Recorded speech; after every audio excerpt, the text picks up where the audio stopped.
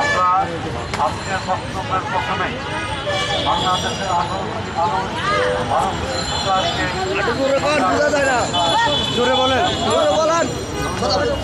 আপনারা গত 7ই জানুয়ারির যে দামি নির্বাচন সেটা আমাদের আহ্বানে দেশের সামনে সংসদের সামনে প্রত্যাখ্যান করেছেন।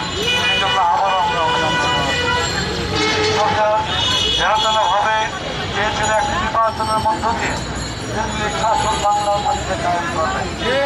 আমরা পরিষ্কার ভাষায় বলতে চাই, দিল্লির খেলার দিনকে বাংলাদেশের মানুষের শাসনের দিন শুরু হবে তো অচিরে।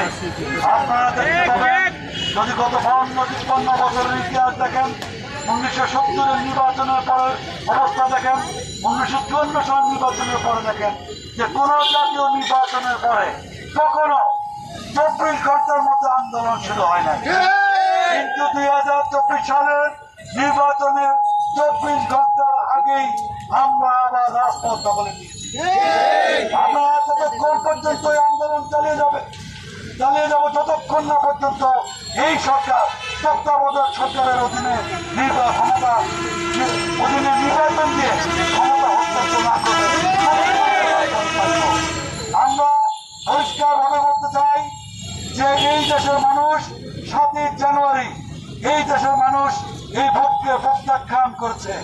95% মানুষ ভোট কেন্দ্রে যায় নাই, 2 থেকে 5% মানুষ ভোট দিয়েছে, কথা সত্য।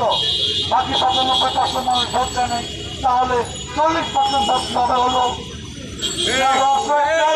সেটা হচ্ছে প্রতিটি কেন্দ্রে তারা একটি গোপন কক্ষ রেখেছিল, যেখানে ব্যালট বাক্সের সিল মেরে বাক্সের মধ্যে ভোট ঢুকিয়ে দিয়েছে। সুতরাং আদালতের মানুষ গত 2 দিন ধরে সেটা বিভিন্নভাবে মিডিয়ায় দেখেছেন।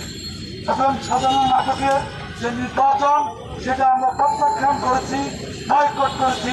আমাদের রাজপথের আন্দোলন সংগ্রাম চলতে থাকবে ততক্ষণ পর্যন্ত যতক্ষণ জনগণের ভোটাধিকার আদায় না হবে।